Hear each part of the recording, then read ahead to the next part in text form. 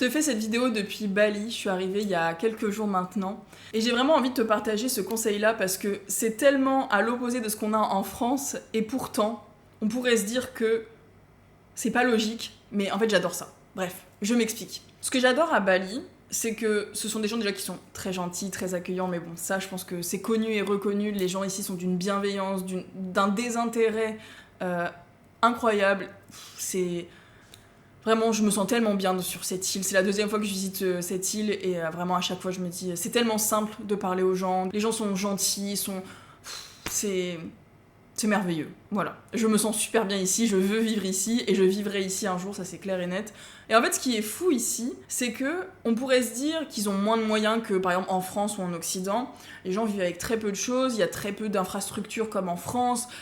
C'est quand même un pays qui est en développement, qui vit beaucoup du tourisme, mais qui n'a pas les ressources que nous on a en Occident. Ils vivent vraiment avec très peu.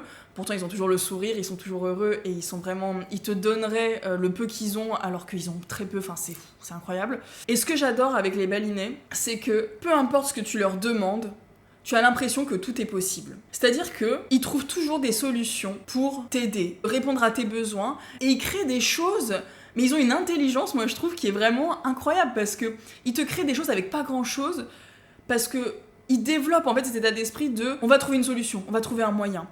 Là-bas, tu n'entendras jamais « non, c'est comme ça, on ne peut pas faire ça, c'est pas possible ».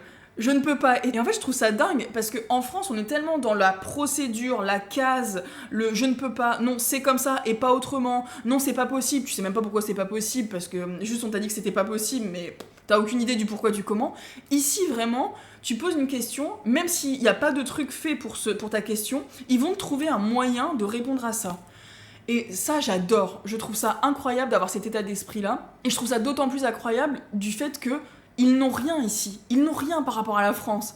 Si tu compares la France et Bali, ils n'ont pas les ressources qu'on a en France et pourtant ils vont te créer des choses que tu pourrais pas soupçonner. Donc, petit rappel du jour, encore une fois, arrête de te limiter avec des je ne peux pas, c'est pas possible, il faut, tu dois. Non, en fait, élargis ton panel d'options et d'opportunités.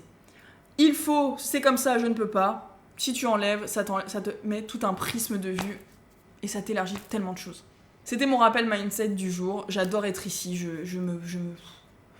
J'aime trop la vie. Voilà. Je voulais te le partager. J'espère que ça t'inspire et que ça t'aide aussi à voir les choses autrement. À travers ça, c'est aussi de la programmation neurolinguistique que je te partage. Le fait de changer les mots que tu emploies va changer ta réalité. Et ça fait maintenant 2 ans que je ne dis plus les mots « je ne peux pas » ou « c'est pas possible » ou « c'est comme ça ». Bon, de toute façon, le « c'est comme ça », je l'ai jamais accepté parce que je trouve ça tellement débile. C'est comme ça. Bah pourquoi ? Bah c'est comme ça. Bah, comment ça c'est comme ça ? Qui a décidé que c'était comme ça ? Je suis pas d'accord, ça me convient pas. Donc si c'est comme ça, bah non, ce sera autrement. Mais ça, c'est mon côté rebelle. Mais en tout cas, ça m'aide à vraiment me créer des opportunités et des options. Donc voilà. Je te dis à demain pour la prochaine vidéo.